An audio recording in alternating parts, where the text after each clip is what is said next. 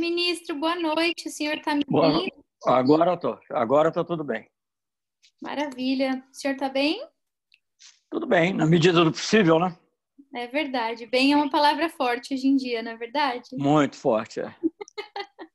Ministra, a gente está aguardando só uns minutinhos, porque o grupo está se conectando agora às 19, e aí eu sugeriria que daqui a 2 ou 3 minutinhos nós dessemos início, eu faço uma apresentação, e aí na sequência o senhor pode começar. Pode ser assim? Pode, como você quiser. Perfeito. Então, vou confirmar aqui com o nosso público, o pessoal que já conseguiu se conectar. Boa noite a todos. Pessoal, muito boa noite. Gostaria de me certificar que todos vocês nos veem e nos ouvem, tanto a mim quanto o embaixador Celso Amorim. Então, por favor, nos notifiquem pelo chat. Nós estamos aqui com a nossa equipe também monitorando o chat. Dessa forma, todos temos certeza de que a internet das coisas está nos favorecendo nessa noite fria aqui em São Paulo. Muito bem. Maravilha. O pessoal está notificando aqui que tudo segue bem. Perfeito. Bom, eu vou então, estou verificando aqui que boa parte dos nossos alunos já se conectou, vários ainda estão chegando. Eu vou repassar apenas rapidamente aqui as regras, né, que nós já... Veja se você me ouve. Está me ouvindo bem? Sim, perfeitamente. Vejo e ouço o senhor com clareza. Tá ótimo. Então, eu vou começar aqui enquanto o restante termina de se conectar, retomando rapidamente as nossas regras, só para garantir um bom andamento aqui da nossa sessão. Nós somos muitos, o interesse aqui é vasto e tenho certeza que vocês têm bastante perguntas, né, para o ministro, para a gente otimizar, né, o tempo dele e também aproveitar ao máximo essa oportunidade única que nós teremos. Eu gostaria de pedir que todos vocês, ao longo da nossa exposição, mantivessem aí os microfones e as câmeras desativados, só para que a nossa conexão seja a melhor possível durante a parte expositiva. Eu gostaria de dizer que ao longo de toda a nossa aula, nós teremos a oportunidade de coletar perguntas que serão direcionadas, né, para o ministro pelo chat. Então, fiquem à vontade para escrever a qualquer tempo questões que vocês tenham em mente para o ministro. Lembrando que nós estamos priorizando as questões relacionadas ao tema do nosso curso, negociação, gestão de crises. É claro que, se tivermos tempo suficiente, podemos incluir outras questões correlatas, né, que vocês endereçarem, e que eu farei essa mediação. Então, para tentar garantir o mínimo de organização, eu vou aí selecionando as perguntas, agregando em blocos e por aí vai, e dessa forma nós vamos conduzindo. O ministro deve inicialmente falar algumas palavras, então ele vai compartilhar com vocês um pouquinho da experiência dele sobre negociação e na sequência nós então teremos esse momento maior de interação. Eu queria, ministro, começar, antes de mais nada, né, aproveitando a chegada dos nossos alunos aqui, para quem chegou depois, pessoal, eu estava só repassando as regras, pedindo a colaboração de todos, encorajando as questões, e agora eu queria, claro, dar as boas-vindas ao embaixador Celso Amorim, dizer que nós estamos lisonjeados com a participação dele, né, com muita alegria. Nós, inclusive, ministro, chamamos aqui a nossa turma de Turma Celso Amorim. Nós temos nos comunicado sempre dessa forma e tem sido uma alegria poder tê-lo como nosso patrono, né, dessa experiência. Muita honra.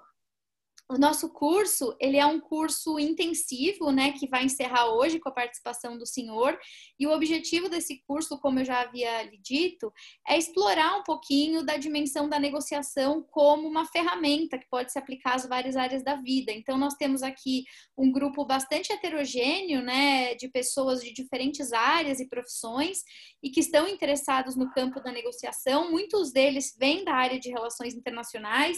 Nós preparamos alguns materiais de apoio, inclusive a essa aula, não só aos encontros anteriores. Eles todos conhecem bem o senhor, tiveram hoje um intensivão também de alguns casos em que o senhor esteve envolvido.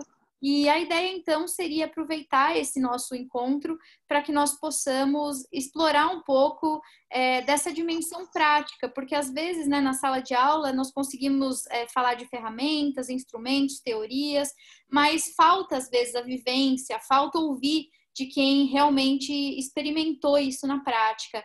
E nós, então, queríamos dar as boas-vindas ao senhor, que é o mentor dessa turma, agradecer pela generosidade da sua participação, expressar a nossa admiração pelo seu trabalho e deixar o senhor muito à vontade, né, nessa conversa, para que o senhor começasse, então, passando por uns 20 ou 30 minutos de compartilhamento das suas experiências como negociador. O senhor fique à vontade para dizer o que o senhor achar mais pertinente. E depois eu vou, então, como eu já havia dito, fazendo a curadoria das perguntas dos nossos estudantes e direcionando ao senhor, se o senhor não se importar. Pode ser assim? Pode ser assim. Deixa eu dizer uma coisa. Muito obrigado, professora. É um prazer estar aqui com vocês. Já tinha tido contato. Vou te chamar de você, porque você tinha idade quase de ser da minha neta, mas, enfim, tínhamos tido contato com o programa Santiago Dantas, né? Então, acho que é sempre interessante voltar a conversar. Olha, eu acho que 20 minutos é muito pouco, mas tudo bem. Eu vou tentar. Não, eu realmente fiquei aqui num certo dilema. E já posso engrenar ou você vai falar mais alguma outra coisa? Não, imagina, eu quero hoje falar muito pouco e ouvir muito. Tá bom. Não. É porque eu estou falando um pouco ainda da metodologia, mas enfim, tudo bem, eu já vou falando. O que eu queria dizer é o seguinte, porque eu tenho duas hipóteses de trabalho aqui e eu vou fazer uma mistura das duas. Na verdade, eu poderia, digamos, ou ficar falando de como é que é a negociação e dar exemplos, ou que talvez fosse melhor, mas talvez tomasse mais tempo, era eu descrever 3 processos negociadores. E aí as pessoas... dentro desses processos, de encontrar, digamos, os conceitos mais gerais. Como eu não me decidi por um caminho ou por outro, eu vou fazer uma mistura, né? E vamos ver quanto tempo eu levo. Acho que menos de meia hora é impossível, mas vou tentar ver se... Eu acho que é importante que haja perguntas, até porque o objetivo realmente é ter uma conversa, não ter uma aula magna no sentido mais tradicional, em que a pessoa vem com um texto, uma ideia muito formalizada. Então, eu vou falar um pouquinho... vou fazer uma introdução geral sobre o tema da negociação, como eu vejo, e depois eu tinha separado 3 negociações em áreas diferentes para ver se dava para ilustrar. Vamos ver se dá. Perfeito. O senhor pode levar o tempo que for e a gente ajusta as perguntas da melhor maneira. Então, eu posso ir ao longo da exposição do senhor já compilando aqui as perguntas em blocos para ganhar tempo. E o mais importante é o senhor conseguir explorar o que o senhor pensou, que sem dúvida vai ser muito rico. Obrigado, Fernanda. Eu queria só acrescentar aqui uma coisa, que você falou que, digamos, negociações em geral, que se aplicam a várias áreas da vida, da vida social, mas eu vou me concentrar realmente em negociação internacional, né? Poderia, claro que algumas coisas você pode extrapolar para outras áreas, mas nesse caso eu vou me concentrar na negociação internacional, que é aquela da qual participei. Participei durante uma vida inteira de diplomata, não apenas como ministro, mas eu também, embora tenha tido algumas funções no governo fora do Itamaraty, 50 anos praticamente de vida ligada à diplomacia. Então, mas eu não, vou evitar assim, tentações autobiográficas e vou falar de temas, obviamente, sempre procurando dar a minha experiência, mas de temas que têm um interesse mais amplo. Bom, eu acho que a primeira coisa que você tem que pensar quando você está pensando numa negociação internacional, que é uma coisa que nada é simples, né? Então, a primeira dificuldade, digamos, é você definir o próprio interesse nacional. O interesse nacional nem sempre é claro, nem é evidente. Vamos pegar uma negociação comercial. Você tem outras negociações que até mais, de certa maneira, mais complexa, quando elas misturam valores com interesses específicos. Nós vamos ficar na faixa da negociação comercial, onde, digamos, a questão de interesses é mais evidente, né? Não é que valores não estejam presentes, mas não é tão evidente. Então, numa negociação comercial, pegar as negociações da Organização Mundial do Comércio, eu poderia aplicar o mesmo raciocínio para algumas negociações no Mercosul, para negociações da ALCA, que não foram para diante, outras negociações. Eu vou pegar a Organização Mundial do Comércio, primeiro porque eu conheço melhor, porque eu fui durante muitos anos, em funções diversas, ou um negociador principal ou um negociador muito envolvido, chefe do Departamento Econômico, embaixador em Genebra 2 vezes, e depois ministro. 2 vezes ministro também tratando o tema. Então, sendo que, digamos, no período do presidente Lula, eu fui bastante tempo com a rodada de Doha. Mas eu vou falar depois especificamente, espero poder falar um pouquinho dessas negociações, mas eu queria só fazer uma referência à complexidade da definição do interesse nacional, porque não é uma coisa óbvia, o Brasil quer isso, o Brasil quer aquilo. Não, porque a agricultura brasileira quer uma coisa, e a indústria brasileira, que é uma coisa diferente, muitas vezes. Por exemplo, na rodada das negociações comerciais multilaterais, da chamada rodada de Doha, que teve esse nome de Agenda de Desenvolvimento de Doha, talvez eu tenha tempo de comentar isso, a agricultura brasileira ela tinha, obviamente, muitas demandas, né? A demanda de acesso a mercados e talvez a demanda principal, que era a redução, ou, se possível, em certas situações, a eliminação dos subsídios agrícolas. Então, ela tinha, obviamente, uma postura ofensiva, digamos assim, dentro da rodada. Os termos são termos das negociações comerciais, não interpretem mal. Ela tinha uma postura demandante. A indústria, pelo contrário, a indústria brasileira, estou falando de um modo geral, né? Sempre tem setores que têm uma visão um pouco diferente. A indústria brasileira tinha uma postura defensiva. Ela ia ser demandada, né? Porque a grande maioria dos nossos parceiros, sobretudo os parceiros justamente onde nós queríamos ter vantagem em agricultura, queriam que nós reduzíssemos as tarifas e eliminássemos outras eventuais dificuldades. Então, por aí você já tem uma dificuldade. Como é que você vai fazer? Você vai querer acelerar a rodada? Vai querer uma rodada muito ambiciosa?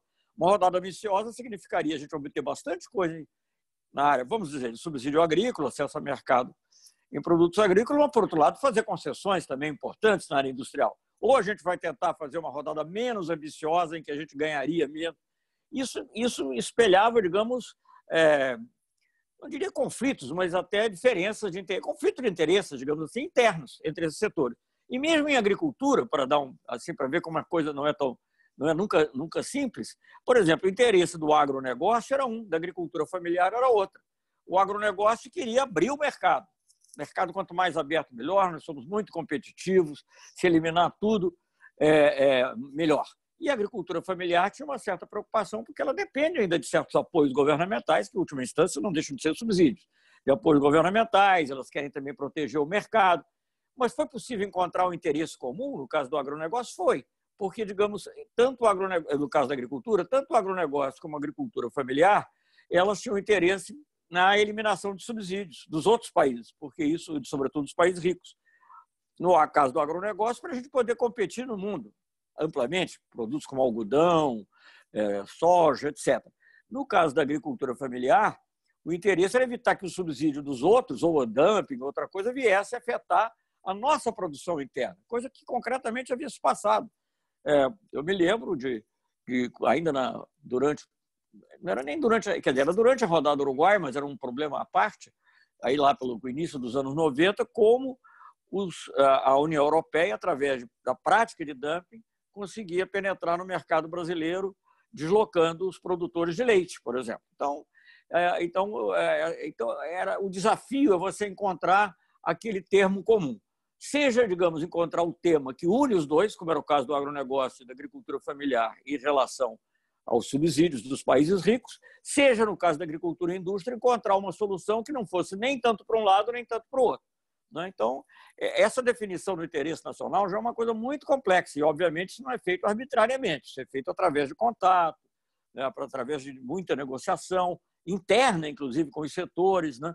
Olha, se a indústria está muito protecionista, olha, mas a gente tem que obter isso. Enfim, aliás, com todas as dificuldades inerentes a esse processo, no caso da rodada de Doha, que é a rodada que acabou não sendo bem sucedida por motivos vários, mas, enfim, que é a última grande negociação comercial multilateral que a gente participou, a gente até conseguiu um pouco isso dentro do Brasil.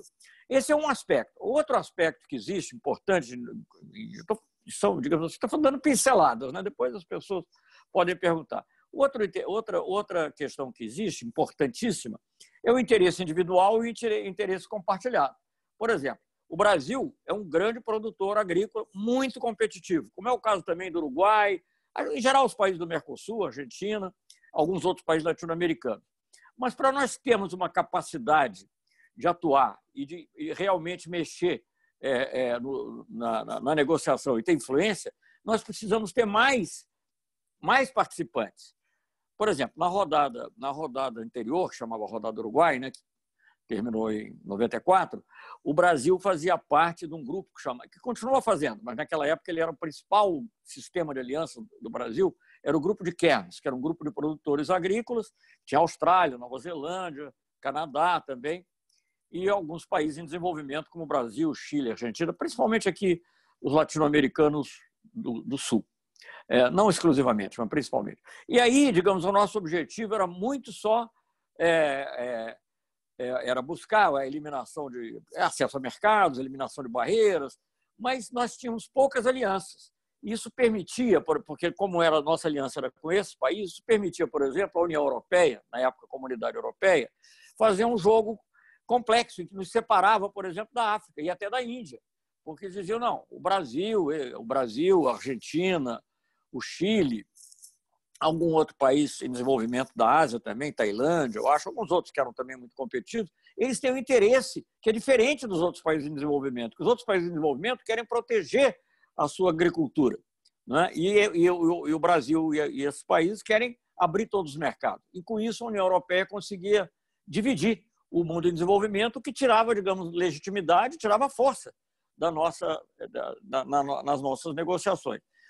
Eu acho que uma grande coisa que nós conseguimos na rodada de Doha, embora não tenhamos obtido o resultado que queríamos no final, essa é outra questão, mas a grande questão que nós conseguimos foi reunir praticamente todos os países em desenvolvimento em torno, inicialmente, do G20, não confundir com o G20 dos líderes, que tratou da crise financeira, né?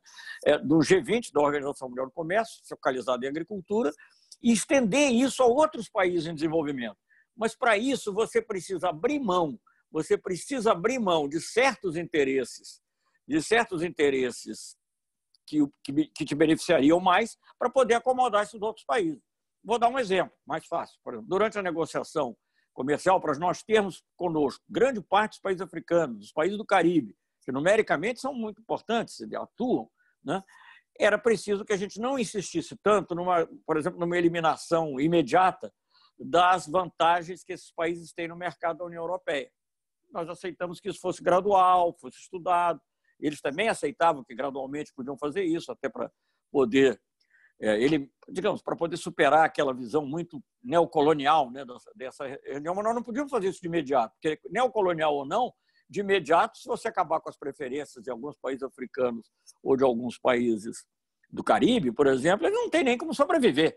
Então, você tinha que entender isso. Isso não era fácil, porque, por exemplo, dentro dos nossos próprios grupos, como o G20, países como o Uruguai, o Chile talvez um pouco menos, mas o Uruguai, Paraguai, certamente, eles não queriam saber, eles queriam saber de eliminar tudo que eles consideravam competitivos. Então, aí a negociação vai se complicando. Você tem que fazer primeiro uma negociação interna, depois você faz uma negociação para montar a sua coalizão, né? E isso não é uma coisa que você estabelece uma vez, todos concordando, ficou não. Você tem que ir renovando à medida que os desafios da negociação vão aparecendo. Mas, às vezes, você tem uma outra, digamos, um outro objetivo adicional, que também obriga você a fazer transações, que é o objetivo quando você tem um objetivo sistêmico. Vamos dizer, no caso aqui, pegando regionalmente, o Brasil tinha muito interesse que nós concretizássemos o que acabou possibilitando a criação da Unasul, mas antes da Unasul, um acordo entre o Mercosul e a Comunidade Andina. Muito interesse, porque seria a base de uma integração sul-americana mais ampla para além do Mercosul. Mas conseguir essa integração mais ampla implicava a gente não ser extremamente demandante em certos setores, porque, por exemplo, digamos, açúcar. O Brasil é muito competitivo em açúcar, e o açúcar é um bem que, por razões diversas, ou porque emprega muita gente, ou porque é muito essencial, ele é um produto considerado muito sensível, né? Então, por exemplo, na nossa negociação com o Peru, eu conversando, tudo isso conversado, não era eu sozinho que decidia, nem o Itamaraty sozinho, conversando com o ministro da Agricultura, eu falei, vamos aceitar uma coisa menor para a gente poder levar, porque é mais importante a gente ter criar ter esse acordo de livre comércio entre o Mercosul e a Comunidade Andina, ou entre o Mercosul e o Peru, no caso específico, era um acordo composto de vários acordos. Então, você tem isso. Então, além de você ter que fazer concessões para ter uma coalizão, você, às vezes, também tem que fazer concessões em benefício de um objetivo sistêmico. No caso da integração, é bastante óbvio. No caso da Organização Mundial do Comércio, é menos óbvio, mas também aconteceu em situações específicas que eu, se tiver tempo, menciono. Mas, então, nós vemos aí como é complexa a negociação. E eu estava falando só de negociação comercial. Uma outra, e às vezes outros fatores que entram na negociação que têm que ser levados em conta, como, por exemplo, a opinião pública, a opinião dos investidores, a percepção que isso gera também. Eu não gosto de falar dos mercados, porque eu acho que a gente tem que viver sob a ditadura dos mercados, mas não deixa de ser importante também, no caso da negociação comercial. E isso, por exemplo, você tem que levar em conta a responsabilidade pelo fracasso. Então, nenhum país ou nenhum grupo de países quer ter responsabilidade pelo fracasso. Então, isso também é algo que você tem que levar em conta. Eu vou defender essa posição até o limite, tudo que eu quero, com o risco, digamos, se houver um fracasso da reunião, eu ser o grande culpado por algo que afeta a todos. Então, isso também são coisas que têm que ser levadas em conta, e tudo isso tem que ser muito pesado, porque essas coisas, às vezes, são usadas, são manipuladas, né? Então, eu só estou tentando ilustrar como é complexa. E eu também falei só de negociações comerciais, mas você tem outras negociações. Tem negociações políticas, outras negociações econômicas, monetário, etc. Tem negociações que envolvem diretamente valores, tem uma questão de direitos humanos, tem negociações que envolvem objetivos coletivos, como é o do clima, por exemplo, meio ambiente, né? E aí, então, em cada uma dessas você tem um tipo de negociação, em cada uma dessas se forma um tipo de coalizão, né? E elas exigem uma compreensão diferente da realidade, né? Por exemplo, no caso do clima, você não está negociando só com o outro, quem dá mais. Nós temos que ter um objetivo comum, que é o objetivo de evitar o aquecimento global. Então, há uma curiosidade, porque você, ao mesmo tempo, está negociando para ver quem vai fazer mais em torno desse objetivo, mas você também não pode condicionar o que você vai fazer totalmente ao que o outro faça, porque senão é suicídio. Então, eu estou só procurando mostrar como essas negociações são complexas. Como vocês estão vendo, eu estou me detendo muito mais em negociações de natureza multilateral do que bilateral, em que também há muitas outras complexidades. Vamos ver se dá tempo de me referir a alguma delas. Então, é um universo muito complexo. E aí, então, dentro disso, quais são as atitudes que se requerem de um negociador? Eu acho que tem várias coisas. Eu acho que a principal delas é credibilidade. O negociador tem que ser, gosto muito de usar a palavra credível, eu não sei se está dicionarizado, eu acho estranho, porque isso não é português para mim, porque vem do inglês credible. Crível, confiável, né? O que ele diz tem que valer. Ele pode ser duro, ele pode, claro que ele não é transparência absoluta, nada disso, mas ele não pode assumir um compromisso, não deve, pelo menos, assumir um compromisso e depois não cumprir, porque aí a credibilidade fica afetada e você já não é mais levado a sério na negociação. Então, essa é uma dessas características. A outra característica que o negociador tem que ter e que tem que levar em conta, digamos, é como você equilibra certas necessidades. Quer dizer, você tem que ser firme na negociação do seu endereço, mas de vez em quando você tem que ser flexível. Quer dizer, então, e não há como definir isso abstratamente, qual é o grau de firmeza, qual é o grau de flexibilidade, não tem. Só quem está ali, que está vivendo dentro daquelas pressões todas, é que pode fazer um julgamento, né? Por exemplo, um pouco antes do grande fracasso, como eu chamo, grande fracasso de julho, que foi em 2008, da rodada de Doha, nós estávamos dispostos a dar um passo além daquilo que tínhamos previsto antes. E achávamos que valia a pena por várias razões. A principal ali, no caso, que nós teríamos ganhos importantes em certas áreas e, sobretudo, salvaríamos o sistema multilateral de comércio. É uma coisa importante para o Brasil para não ficar sujeito às relações bilaterais só com os Estados Unidos ou com a União Europeia, né? Então, essas questões todas têm que ser levadas em conta. Então, finalmente, quer dizer, o que eu queria dizer, o que eu acho que é importante do ponto de vista prático aqui para as pessoas que estão estudando isso, quer dizer, como é que você vê o conhecimento do tema? Será que o negociador tem que ter um conhecimento profundo do tema? Não creio que ele tenha que ter um conhecimento profundo, mas ele tem que ter um conhecimento suficiente para saber onde ele está pisando. Até porque ele não pode depender totalmente dos assessores. Os assessores são muito bons, mas por melhores que eles sejam, eles acabam ficando muito tomados por aquele setorzinho de que eles cuidam. Então, eles não têm a visão de conjunto que o negociador principal, no caso de uma negociação como essa que eu mencionei, tem que ter, né? E você, às vezes, tem que botar de lado algumas dessas coisas. Então, isso você só pode fazer quando você tem um conhecimento razoável dos temas, né? Eu, nessas rodadas, quando eu fui ministro das Relações Exteriores, sobretudo no governo Lula, eu tinha uma vantagem, porque eu tinha sido embaixador 2 vezes em Genebra, Os meus colegas ministros não tinham. Talvez, bom, durante algum tempo, Pascal Lamy, sim, porque foi comissário europeu, mas ele logo se tornou diretor-geral, então ele não estava mais na negociação diretamente. Nenhum deles tinha. Então, eu, digamos, tinha um conhecimento dos dossiês, digamos assim, que era bem farto. Eu não ficava, embora eu ouvisse naturalmente os assessores, conversasse com eles, etc., não ficava totalmente na mão deles. Eu podia saber, olha, essa concessão, desculpe muito, mas eu vou fazer, guarde esse teu assunto para você, e eu vou fazer. Então, essas são, digamos assim, algumas coisas que me ocorrem de natureza geral. A última que eu queria mencionar, que numa negociação é importante, por mesmo que você seja um negociador firme, você pode ser negociador duro, as pessoas diziam que eu era um negociador muito duro. Me lembro que uma vez, quando o Chirac veio ao Brasil, eu estava conversando com o presidente Lula, e nós estávamos conversando antes sobre um tema global, não me lembro mais o que era, um tema político, né? Um tema, não sei se era a reforma da ONU, Iraque, não me lembro o que era. E aí, em certo momento, veio o tema da Organização Mundial do Comércio, que a França não negocia diretamente, porque é a União Europeia que negocia, né? Diretamente. E aí eu fui explicar, como eu entrei, em muitos países o negociador de comércio não é o ministro das Relações Exteriores, mas no Brasil, em alguns países latino-americanos, é. Em outros países também, mas não varia um pouco. Mas no Brasil tem sido. Então, eu fui explicar ao presidente Chirac, que eu também era um negociador de comércio. Assim, sabe? Eu fui falar, para ele não pensar que eu estava ali dando um palpite apenas, falei, não, presidente, eu também pedi licença ao Lula para falar, naturalmente. Presidente, eu também sou negociador de comércio. Nós sabemos, e muito duro. Então, eu tinha fama de ser duro, mas, ao mesmo tempo, eu estava disposto a fazer concessões quando eu achasse que aquilo valia a pena. Então, e você precisa entender o outro. Você não pode achar que o outro é mau, que o outro tem...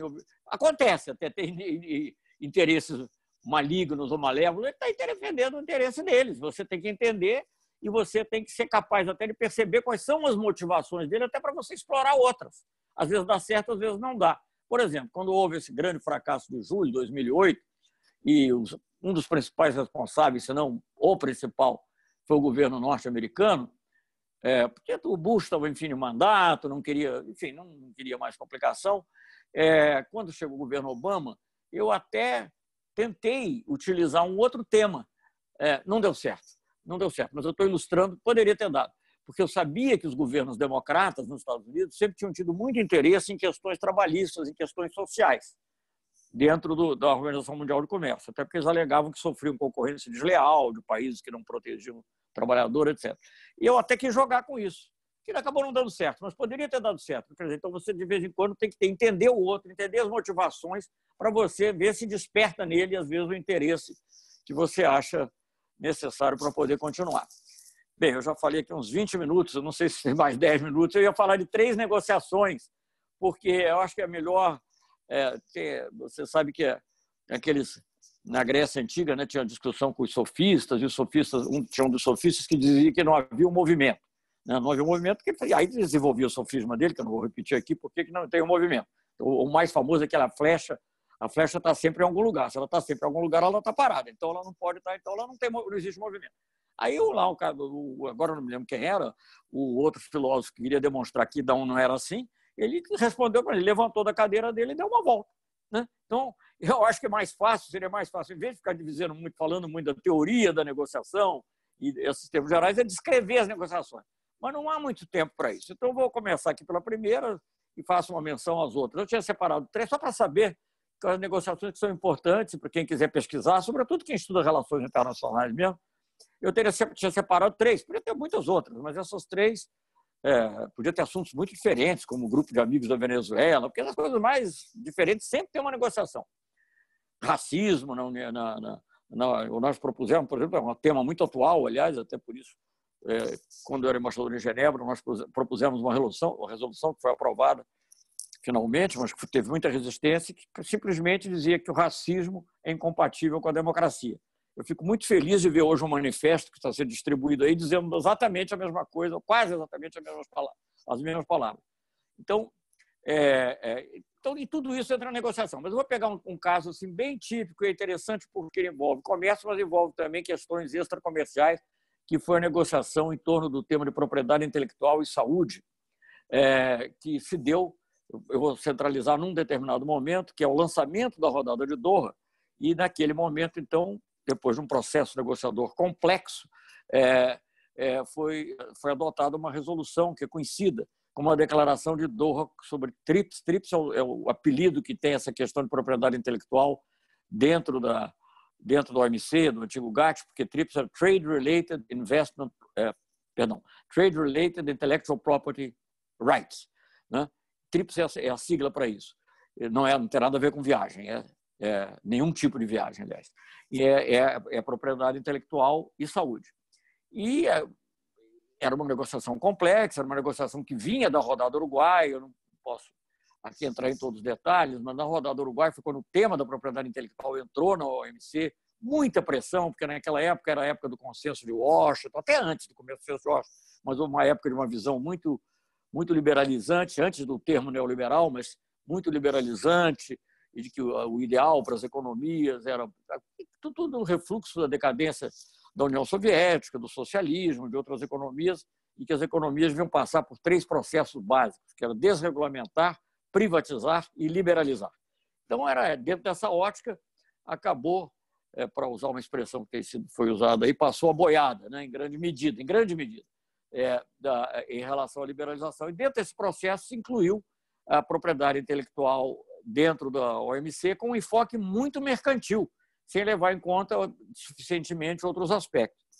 Bem, na época, obviamente, isso era para países em desenvolvimento como o Brasil, Índia. Na época tinha a Iugoslávia ainda, que era um país importante, que agia muito antes da fragmentação. O Egito, alguns outros, resistiram o que puderam, mas não foi. Passou. Claro que aí sempre como nós, países como Brasil e Índia, sobretudo, fincaram muito bem. Veja, interessante que o Brasil defendeu essas posições passando de governo, Sarney, Collor, né? E depois assinou na época do Itamar. Eu assinei. Então, conseguíamos lá, nessa base, evitar algumas coisas ou deixar que algumas coisas ficassem ambíguas. Na época, todos nós achávamos que aquelas ambiguidades não iam servir de muito, porque a interpretação dos órgãos de solução de controvérsias provavelmente seriam contra nós, dentro dessa ótica de liberalizar, da privilégio ao ganho econômico, etc. Mas as coisas mudam. Então, às vezes, aquilo que a gente manteve ambíguo, que não sabia nem bem como poderia usar nesse processo negociador, a principal negociação final foi em 91, embora o acordo só tenha sido assinado em 94. Aquelas coisas que a gente não sabia nem como podia usar, na verdade, ao longo dos anos 90, tomou outras conotações, principalmente em função da pandemia da AIDS, que nos obrigou internamente a tomar providências sérias, né? O Brasil fez, tem que reconhecer que o ministro da Saúde foi o José Serra, o governo Fernando Henrique foi muito firme nesse ponto, e também internacionalmente, porque criaram-se grupos de opinião importantes no mundo que eram muito críticos dessa visão e que eram muito favoráveis a que se pudesse, digamos, ter uma medicação ampla, o uso amplo de medicação para AIDS, e, essencialmente, ficamos simplificando muito, porque essas coisas não são assim tão simples, isso envolvia poder ter medicamentos genéricos e, frequentemente, não necessariamente sempre, mas frequentemente, para ter os medicamentos genéricos, nós tínhamos que ter a possibilidade de emitir licenças compulsórias para produção no país, ou até para importar de outros países, mas, digamos, para facilitar um pouquinho para produzir no país. Essa possibilidade era vital. Ela foi usada poucas vezes, mas o fato de você ter essa hipótese permitiu negociações muito mais favoráveis com os laboratórios se dispuseram a investir no Brasil, a vender por 1/5 do preço do que eles estavam vendendo. Enfim, então isso foi muito importante nesse período, mas era um impasse. Havia aquela espada de Damocles. Por exemplo, os Estados Unidos tentaram uma ação contra o Brasil aí por volta do ano 2000, mais ou menos, 2000, e acabou desistir. Os Estados Unidos acabaram desistindo, em parte por esses movimentos de opinião pública, que nós usamos muito, em parte também porque nós, atrevidamente, resolvemos abrir uma ação contra eles também. Eu não vou poder explicar aqui, porque é muito complexo e talvez eu nem mesmo lembre dos detalhes. Eu precisaria ver meus documentos. Mas eu sei que nós questionamos um item da lei de patente norte-americano que dava prioridade à produção local. E isso, de alguma maneira, tirava um pouco a força do argumento deles e abria uma porta por onde podia entrar a União Europeia, Japão, países com muito mais capacidade de ameaçar esse dispositivo do que o Brasil. E eles acabaram desistindo, mas ficou o assunto. E aí entrou o período da preparação da rodada de Doha, né?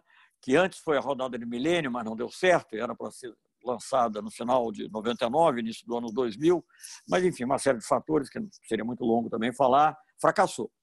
Até uma boa pergunta, e isso tem a ver com a adoção da... Fracassou no final de 99, no entanto, acabou... Bom, depois a rodada em si teve outros problemas, mas, digamos, o lançamento foi possível no final de 2001. E por que ele foi possível no final de 2001? Muitos fatores, se simplificou muito o trabalho, se eliminaram questões que eram muito complicadas, que tinham a ver muitas com compras governamentais, com investimentos que foi deixado de fora da negociação, meio ambiente foi limitado também, enfim, várias outras questões que estavam muito complexas foram colocadas de lado. Os países mais ricos não insistiram nelas. E com isso foi possível afunilar. Mas havia uma questão que era fundamental para poder avançar nas outras, para poder avançar em agricultura, para poder avançar em produtos industriais, para poder avançar numa série de outras questões.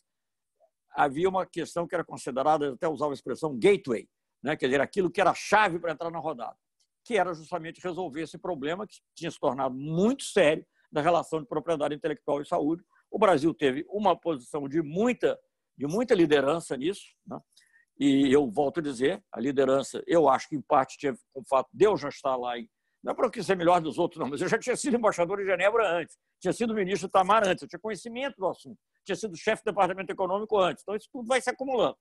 De estar lá, de ter uma posição bastante firme nisso, que eu tinha trabalhado também no Ministério da Ciência e Tecnologia, então era muito sensível a essa questão, e, por outro lado, o ministro Serra, que era um ministro forte no Brasil. O que normalmente, não vou entrar, não estou comentando nada de assuntos atuais, o que normalmente não acontece muito com os ministros da saúde. Os ministros da saúde eles não são politicamente fortes, porque eles são técnicos, né? São muito voltados para uma área. O Serra, nesse caso, era um ponto um pouco fora da curva. Há situações diferentes. No governo Lula, por exemplo, o ministro Temporão também teve muita força, mas era a força que decorria do próprio presidente. Ele não precisava brigar, porque o próprio presidente tinha essa visão. Mas o fato é que, devido a essa parceria, nós pudemos manter essa posição de liderança. Eu não vou contar os detalhes agora. Quem tiver interesse, eu vou até indicar. Tem um livro que foi editado pelo professor Paulo Bus, da Fiocruz, e sobre, se eu não me engano, o título é Diplomacia da Saúde. E o prefácio, a introdução do livro, fui eu que fiz. E nessa introdução, eu, em vez de falar de tudo, resolvi falar só dessa negociação. Então, aí tem os detalhes. Mas o que eu diria aí? O que o Brasil conseguiu? O Brasil conseguiu manter uma posição firme e conseguiu regimentar em torno dele os países em desenvolvimento. Então, quando o Brasil entrou na negociação, essas negociações, só para simplificar um pouquinho também, quando já em Doha, né? Primeiro nós temos que ser muito firmes. Houve um momento que, digamos assim, a intenção do presidente do grupo negociador, do conjunto, do Conselho de Negociações Comerciais, o Comitê de Negociações Comerciais, a intenção dele era apresentar, como se diz no jargão aí dos órgãos multilaterais, um texto limpo. Não que não pudesse sofrer mudança, mas que ele queria mandar um texto sem muita alternativa, sem colchetes, sem não sei o quê, porque a experiência de Seattle, justamente, quando houve a tentativa da rodada do milênio, tinha sido um fracasso, entre outras razões, porque tinha muita coisa em aberto. Então, ele queria deixar o mínimo, ele não queria deixar nada em aberto. Mas, nessa questão, era complicado, porque se ele não fosse deixar nada em aberto, ele ia ter que decidir. E eu tive que ter uma conversa muito séria com ele, dizendo o seguinte: olha, eu não sei o que você vai fazer. Ele era o presidente, ele fazia aquelas consultas, o Brasil sempre foi um membro atuante, então eu disse assim: eu não sei o que você vai fazer. Se você vai adotar, porque havia uma posição dos países em desenvolvimento e outra dos países desenvolvidos. Se você adotar dos países em desenvolvimento, tudo bem, eu acho ótimo. Agora, por favor, não tente arbitrar, porque se você tentar arbitrar e for uma coisa que não nos sirva, eu vou objetar. Ah, você vai objetar o parágrafo? Eu falei: não, eu vou objetar o documento inteiro. Então, aí, às vezes, você tem que ter uma capacidade de blefar. Vou objetar tudo, agricultura, indústria, então você vai entrar com o texto sem consenso. E aquilo era um pavor se isso acontecesse, porque você sabe, e nessas negociações comerciais, eu estou me concentrando mais nelas, assim, porque tive muito tempo nisso. Negociação comercial tem um verbo que é quase difícil, bem difícil traduzir, que em inglês eles usam, que é o unraveling, na realidade o verbo substantivado. O unraveling é como um novelo de lã, tem a ver com o novelo de lã. O novelo de lã, quando você puxa o fio, e sai, aquilo deixa de ser novelo e não tem mais jeito, né? Então, quer dizer, um país que entrasse e disse assim, objetor, aí todos os demais que tinham outros problemas em outras áreas iam agir da mesma forma. Então, ele deixou o texto. Ele não, então, foi um único parágrafo que foi para a reunião ministerial em Doha, onde ia ser lançada a rodada oficialmente. O único parágrafo que foi em aberto foi esse. Foi com uma alternativa, duas opções, a opção dos países desenvolvidos e a opção dos países em desenvolvimento. Bem, e aí, o que acontecia? E nós tínhamos uma aliança forte com os outros países em desenvolvimento. Isso é muito importante. As pessoas não, tem que ser pragmático, tem que olhar com A e com B. Claro que tem, mas acontece que quando você consegue mobilizar, isso dá uma legitimidade à sua posição. Não é o Brasil sozinho, é o Brasil. Não é só os países dentro da América Latina sozinhos. São o Brasil, a Nigéria, a Tanzânia, a Tailândia, né? o Sri Lanka. Né? Isso deu uma moral muito forte. Então, o primeiro passo nas negociações, lá já em Doha, foi... E havia um grande interesse em lançar a rodada, eu tenho que dizer isso. Por quê? Porque, no meio tempo, entre Seattle e a rodada de Doha, houve o 11 de setembro. E o 11 de setembro tinha posto além do fator terrível na época, de certa maneira como agora é muito pior, mas, digamos, o 11 de setembro tinha posto uma nuvem também sobre a economia mundial. Então, era preciso ter boas notícias, né, do ponto de vista do espírito dos empreendedores, dos investidores. E o lançamento da rodada seria o deles. Então, havia muito interesse na rodada. E essa questão tinha que ser resolvida antes de mais nada, né, porque era questão em aberto. E aí, na negociação, o primeiro passo... Já vou acabar. O primeiro passo foi usar o texto dos países em desenvolvimento como base e depois fomos afunilando a negociação. Eu vou só citar um caso para mostrar também como isso é importante, você ter a confiança dos outros negociadores. Houve um momento que aí inicialmente eram 150 países, aí depois criou um grupo de 30, aí depois criou um grupo de 12, 10, sei lá. E aí, no final, tinha um grupo bem pequeno, que eram os 10 países, e aí o coordenador do grupo, que era um ministro mexicano, disse assim, não, agora eu só quero Brasil e Estados Unidos na sala, porque nós tínhamos a posição mais forte de um lado e do outro. Até o delegado da União Europeia ficou assim meio... Puxa vida, você deixar ali, mas foi de lá, eu quero Brasil e Estados Unidos. Aí eu disse, não, mas eu só entro na sala se entrar um africano. Porque os africanos tinham um pequeno matiz, uma nuance de posição, e eu não queria dar a impressão que não estava considerando a opinião deles. E aí o ministro, acho que era o ministro, não tenho nem certeza, que eu não lembro bem quem é, o Antônio Patriota, que naquela época era meu assessor, que me apontou. O delegado, mas o chefe de delegação do Camerun, um país que estava coordenando os africanos, disse assim, não, mas se o Brasil entrar, nós estamos representados. Então, isso é o que vale a confiança, né? Fundamental, e nós conseguimos. Eu não vou aqui entrar em todos os detalhes, mas se você, até hoje, né, duas coisas relativamente recentes, né, historicamente recentes. Uma, quando for aprovados os Objetivos do Desenvolvimento Sustentável, a Agenda 2030, se você for olhar o objetivo número 3, que é sobre saúde, aliás, é um tema atualíssimo, né? O objetivo fala do reforço dos sistemas nacionais de saúde, etc., etc. E o objetivo número 3, ele vai e diz assim, com relação aos medicamentos, acesso a medicamentos, ele diz assim, asseguradas as flexibilidades da Declaração de Doha sobre propriedade intelectual e saúde, sobre TRIPS e saúde, TRIPS and Health. Então, ficou. E mais recentemente, houve até uma confusão, os Estados Unidos até se dissociaram, porque agora o governo Trump está pior do que eram os outros governos norte-americanos, mas houve também uma resolução da Organização Mundial de Saúde que novamente retoma. Então, isso aí virou um mantra na defesa dos interesses dos países em desenvolvimento, e se resume, só para repetir, eu já disse antes, se resume na possibilidade de você emitir licenças compulsórias, seja para produzir internamente, seja para importar de um terceiro, que já tenha genéricos, para produção ou importação de genéricos a preços acessíveis. Então, e é uma coisa fundamental, não é sequer um ato de proteção industrial. Pode até vir a ser usado para isso, mas não é. Ele é basicamente um ato para proteger a saúde. Então, eu só ilustrei essa... Sim. Então, o que você precisa numa negociação como essa? Você precisa ter confiança, você precisa ter firmeza. Por exemplo, quando eu disse para o presidente do Comitê de Negociações Comerciais que eu ia objetar tudo, ele acreditou. E eu ia fazer isso mesmo. Eu não sei o que ia acontecer comigo, o que a Brasília ia dizer sobre a respeito, mas eu sabia que eu ia ter o apoio do Serra, pelo menos. Então, enfim, então você tem que ter assim, Mas, por outro lado, também, mais tarde, quando nós negociamos, tinha flexibilidade. E quando eu cheguei a uma conclusão, porque, afinal das contas, nessa reunião pequenininha minha com o americano, nós chegamos a um acordo, eu também mantive. Porque depois que nós voltamos para o grupo maior, a Índia, que tinha uma posição similar à do Brasil, resolveu reabrir um tema. E aí eu disse, não, agora eu não vou reabrir. Eu já concordei aqui com os americanos nisso, vai ser assim. Isso foi apreciado. Tão apreciado que, quando houve novamente uma pressão dos laboratórios farmacêuticos em cima do delegado americano, ele disse, não, os brasileiros foram corretos comigo, eu vou ser correto com eles. Assim é que se dão as negociações. Eu estou apenas contando uma anedota dentro de muitas coisas complexas, só para vocês saberem as duas outras coisas que eu pretendia, sobre as quais eu pretendia falar. Uma era a rodada de Doha mais amplamente, com uma negociação muito complexa e tal, eu poderia descrever, das várias coalizões, alianças variáveis que se formaram entre os principais atores, o Brasil sempre é um deles, e a outra questão, que era mais de natureza política e de desarmamento, que foi a declaração de Teherã com relação ao programa nuclear iraniano, mas isso ficará para uma outra ocasião. Obrigado. Olha, ministro, eu estou quase assim aqui tomada de tantas perguntas. Eu queria agradecer imensamente a fala do senhor. O senhor foi suscitando uma série de dúvidas e questões, e os alunos estão aqui empolvorosos, mandando vários comentários. Eu vou tentar fazer jus à maioria, ou a todos, se eu conseguir, quem sabe. Queria dizer que foi muito bom ouvir o senhor. O senhor acabou respondendo alguns dos comentários que eles deixaram aqui.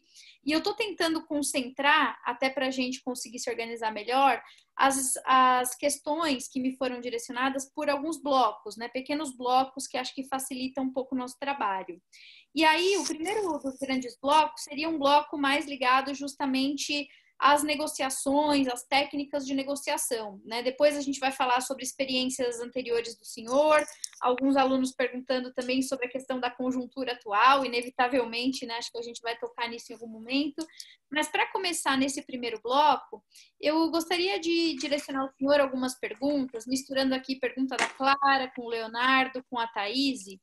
Eles perguntam o seguinte, né? A Clara pergunta, se o senhor pudesse dizer quais são os 3 pilares indispensáveis à condução de um bom processo de negociação, quais seriam eles, né? Então, dicas assim certeiras para um bom negociador.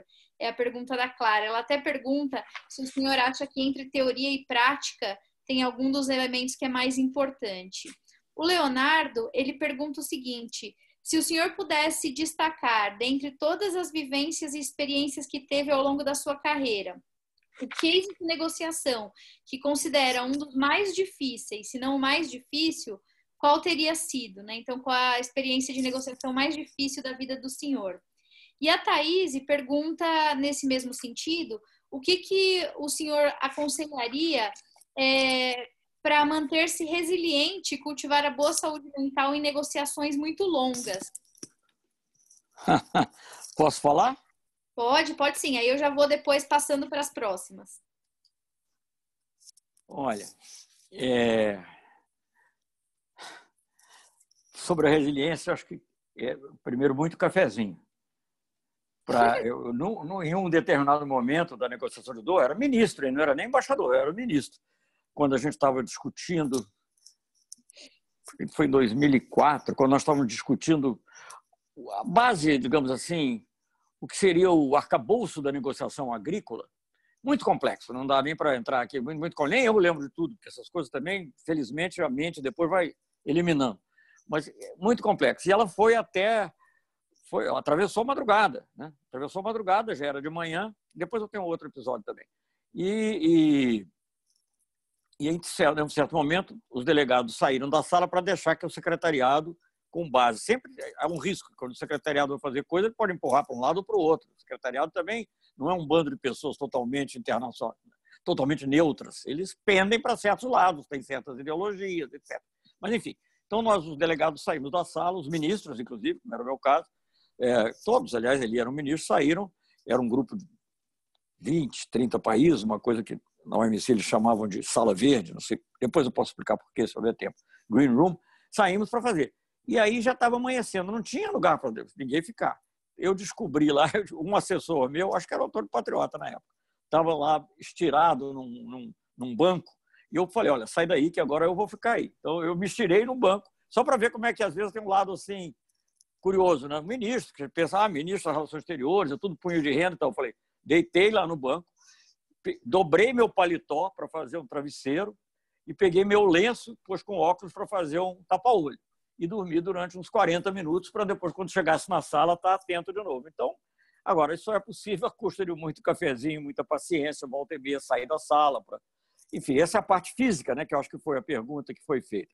Eu tive uma experiência parecida num momento importante da rodada de Doha, até mais importante até do que esse, que foi a reunião ministerial de Hong Kong, em que nós atravessamos a noite. Eu cheguei no hotel para descansar 10 horas da manhã.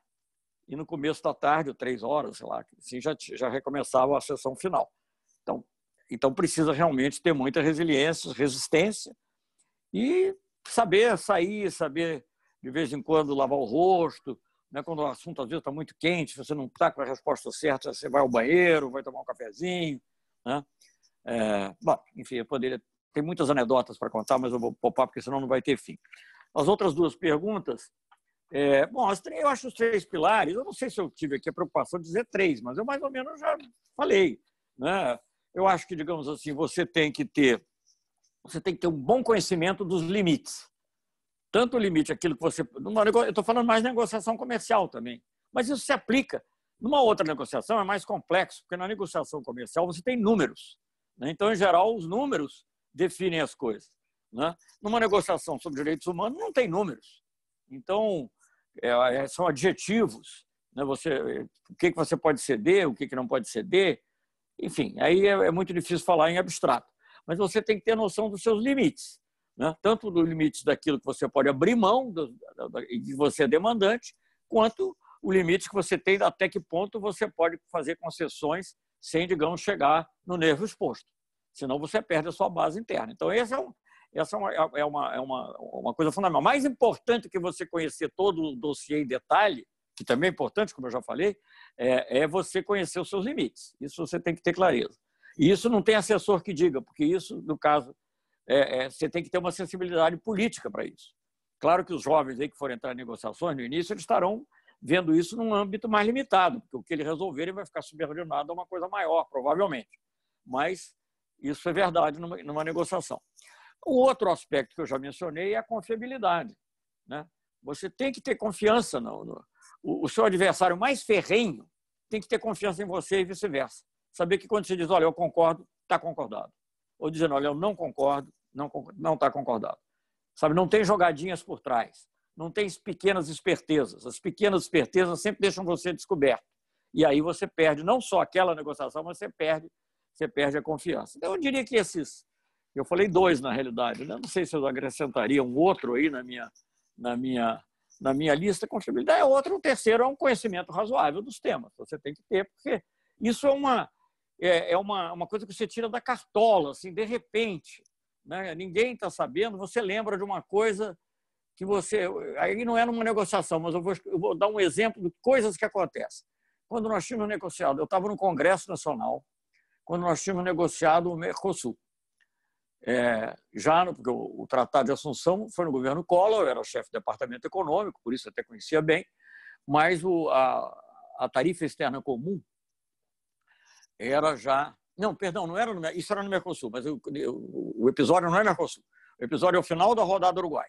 No final da rodada do Uruguai, eu tinha que passar pelo Congresso, muito longo explicar tudo, mas a rodada do Uruguai tinha de tudo, né? Propriedade intelectual, como mencionei, serviço, e tinha ali toda a parte conceitual, mas tinha também toda uma parte de números e de tarifas, né? E quando eu estou chegando lá, apresento lá a posição brasileira. Uma coisa curiosa, eu tinha convencido a oposição na época, eu era governo Itamar, né? Então, PT naquela época era oposição, PCdoB também. E conversando, consegui convencê-los. Três senadores que eram da base do governo criaram muito caso. E um deles, eu fui falando, as coisas iam ficando e tal. Tinha assessores lá que me municiavam. Aí, de repente, um deles pergunta o seguinte: não, eu tenho aqui uma objeção de forma. Aí qual será a objeção de forma? Assim, porque pelo regimento do Senado, ou do Congresso, todos os tratados a serem aprovados têm que estar em vernáculo, em português. E aqui o senhor tem a lista de produtos, está em francês. Eu fiquei pasmo, porque eu mesmo não sabia que tinha acontecido isso. Nós tínhamos contratado tradutores para traduzir. A rodada era um livro, praticamente, além das... Gente, aí eu olhei para trás para um dos meus assessores e fez assim com um jeitinho, foi porque não teve tempo. Falei, gente, o que eu vou falar aqui? Aí eu olhei, aí tinha cada produto tinha assim um código tarifário, número, e o texto em francês. Aí me veio na cabeça, não sei por quê, porque eu tinha lidado com esse tema nas negociações do Mercosul, por isso que eu falei de Mercosul agora. E aí eu falei, não, senador, o senhor ignore o texto, só conta os algarismos, o texto aí a título ilustrativo. Eu não sei nem se eu tinha certeza ou não, mas eu acho que a resposta desconcertou. Então, o que eu estou dizendo, você ter conhecimento que às vezes permite entrar numa hora que você não está esperando o conhecimento de uma coisa assim. Isso não foi numa negociação, mas fatos semelhantes se passam em negociação. Era uma negociação interna com o Congresso Nacional. Bem, então acho que são essas três coisas. Eu poderia ter outras. A negociação mais difícil que eu tive, muitas de caráter diferente. A mais complexa foi da rodada de Doha. Não essa que eu mencionei há pouco, que foi no início, mas a rodada no final não resultou, por razões variáveis, principalmente por causa dos Estados Unidos e até certo ponto da Índia, né? Mas era uma negociação muito complexa. Então, era extremamente complexo. Você tinha que saber desde tonelada de carne que poderia ser beneficiada por uma cota X, até saber como a aplicação de um índice, porque nada eram números diretos, como a aplicação de um índice com os seus multiplicadores ou divisores, como isso resultaria em redução de tarifas do seu país. Era realmente muito complexo. É claro que eu tinha excelentes assessores, um deles era o Roberto Azevedo, que virou depois diretor-geral do MC, basta dizer isso, mas você tinha que ter um mínimo, porque muitas vezes nas salas pequenas ficava só o embaixador e um assessor, né? E às vezes o cara que entendia de agricultura não era o que estava lá dentro. Então, foi muito complexa nesse sentido. Agora, eu tive muitas negociações difíceis. Eu tive a negociação da Declaração de Teherã, que também não resultou. Você vê que eu falei de uma negociação bem-sucedida, que foi essa da Tríplice Saúde, mas duas não bem-sucedidas. Mas nem por isso eu faria diferente. Eu acho que a gente fez o que tinha que fazer. Mas essas aí entravam várias questões de segurança internacional, percepções de países, muito complexa. E nós conseguimos a declaração. Depois os Estados Unidos mudaram de ideia e não foi para frente. Mas depois eles voltaram atrás também. Mas, enfim, né? Mas foi uma negociação muito complexa. Eu não sei se tem outras assim que eu pudesse lembrar de igual dificuldade. Essas três assim que me vieram. Por que eu selecionei essas três? Porque eram provavelmente negociações muito difíceis. Mas teve negociações difíceis também no âmbito do Mercosul. E nessas coisas entram muitas coisas, entram muitos fatores, inclusive até vaidades pessoais. Né? O negociador que eu estou dizendo não é um técnico, o negociador é um ministro, um embaixador e às vezes até presidentes. Já foi muito numa linha, então é difícil ele voltar. Né? Enfim, então é difícil escolher. Essas três que eu mencionei são de caráter mais global, de certa maneira, né? Porque envolvem não só países da região e complexidades diferentes do ponto de vista do que está em jogo, mas todas elas muito difíceis, uma delas envolvendo paz e segurança diretamente, que foi a Declaração de Teherã. Só para você saber, eu não vou me estender sobre ela, mas quando penso, por que o Brasil se meteu nisso? O Brasil entrou a pedido dos Estados Unidos, a pedido do Obama. O Obama encontrou com o Lula, só vou contar isso, que eu acho muito importante para as pessoas saberem. O Obama encontrou com o Lula numa reunião que chamava G8+5, que o G8 era um grupo que já existia, incluíam 5 países em desenvolvimento, entre eles o Brasil. Nessa reunião, o Obama pediu para ter uma reunião separada com o Lula. O tema principal da reunião era mudança climática, porque foi na preparação da Conferência de Copenhague. Pediu uma reunião separada com o Lula e nessa reunião o assunto foi Irã. Ele sabia que o Ahmadinejad estava vindo ao Brasil e ele falou 3 coisas. Eu estendi a mão e não fui correspondido, porque ele estava querendo alguma distensão realmente no início. Segundo, o programa nuclear iraniano é hoje o principal problema na questão da paz e segurança internacional. Isso não é ouvindo qualquer um, não é ouvindo nenhum acadêmico, não. Isso é o presidente dos Estados Unidos da América, da maior potência nuclear do mundo, e a maior potência em geral, naquela época ainda, em qualquer setor. Maior, então se refere a isso como maior problema. E a frase final diz assim: eu preciso de amigos que falem com quem eu não posso falar. Era o recado, claro, e se dúvida houvesse, ele mandou logo emissários ao Brasil para não só reiterar, mas dizer como ele achava, e nós fizemos o como, e depois, por questões que eu teria que abordar com mais calma, não dá para dizer, está tudo no meu livro, Teherã, Ramallah e Doha. Aliás, todos esses assuntos estão tratados em outros livros, alguns deles, mas esses três estão tratados de maneira mais profunda nesse livro, Teherã, Ramallah e Doha. Deixa eu fazer uma propagandazinha que tem o endosso do Kofi Annan e do Noam Chomsky, né? Já foi traduzido para o inglês, inclusive. Enfim, então eu diria que essas três foram as mais difíceis. Perfeito. Bom, separei agora aqui mais um bloquinho, ainda focando nessa parte da negociação. A próxima pergunta é do Fernando e na verdade, é uma pergunta que ele compartilha com a Clara. Ele pergunta o seguinte: para o senhor, quais os empecilhos e as vantagens em priorizar, por parte do Itamaraty, negociações bilaterais em detrimento de multilaterais? A Clara pergunta algo parecido, né? Ela questiona se para o Brasil é melhor, né, negociar em grupo ou negociar sozinho. E aí, para finalizar esse primeiro bloquinho, o João Vitor pergunta o seguinte: países não democráticos e ou autoritários, como a Coreia do Norte, Turcomenistão, Venezuela e Irã, são de fato... E Brasil, poderíamos dizer. São de fato mais difíceis de iniciar ou dar continuidade numa negociação? Seus representantes e delegações são mais agressivos ou até mesmo mais ofensivos e dificultam a negociação? Ou essas são percepções e projeções seletivas e desacertadas? Então, aí essas perguntas para o senhor. Bom, vou começar por essa segunda aí. Olha, não estou defendendo esses países de jeito nenhum, nem as políticas que eles seguem internamente. Agora, não acho que isso insiste. Nesse caso específico, até às vezes é mais fácil, porque o que o ditador resolve está resolvido. Não vai ter objeção do Congresso, não vai ter... Né? E, concretamente, eles, na parte de negociação, né, eles... também não sei, eu não quero entrar... A definição do que é autoritário é uma coisa muito, muito ampla. Né? Você olha daqui, por exemplo, você trata o Irã como sendo autoritário e não trata a Arábia Saudita como sendo, porque um é aliado, o outro não é aliado.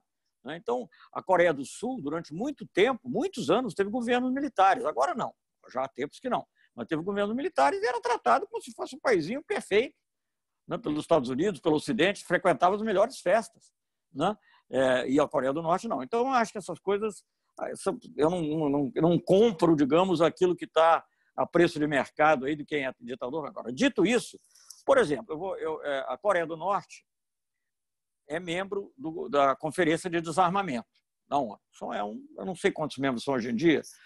Aquilo foi começando, foi crescendo, acho que hoje em dia está na média de uns 60 e poucos membros. Eu presidi 2 vezes a Conferência de Desarmamento por contingências históricas até, coisa que hoje em dia acho que ninguém mais poderá fazer, porque o número ficou tão grande que é muito improvável que a pessoa, mesmo que ela repita o posto, como foi o meu caso em Genebra, que ela possa repetir a conferência. Não pode ocorrer. Mas, enfim, eu presidi 2 vezes. A Coreia do Norte nunca foi problema. E ela tem posições muito definidas nessa área. Mas nunca foi problema para mim. Eu tive problema com a China, da última vez, que a China não aceitou uma decisão a qual nós já tínhamos tido praticamente um consenso. Até Estados Unidos, Rússia, Índia e Paquistão dentro do consenso. Veja bem, não é uma coisa simples. Você ter Índia e Paquistão dentro do mesmo consenso, no mesmo consenso ter Rússia e Estados Unidos e outros países, e países não nucleares, obviamente, e a Coreia do Norte também. Né? E quem me criou o problema uma vez foi a China. E, na verdade, eu acho que o problema maior que eu tive foi com a China, que nunca não consegui o consenso. E ela não era uma coisa assim meio complexa, a China não dizia que era contra, mas ela dizia que tinha que estudar, até que acabou o período da minha presidência e depois, não é por ser eu, mas é que aí vinha outra pessoa, ia começar tudo de novo.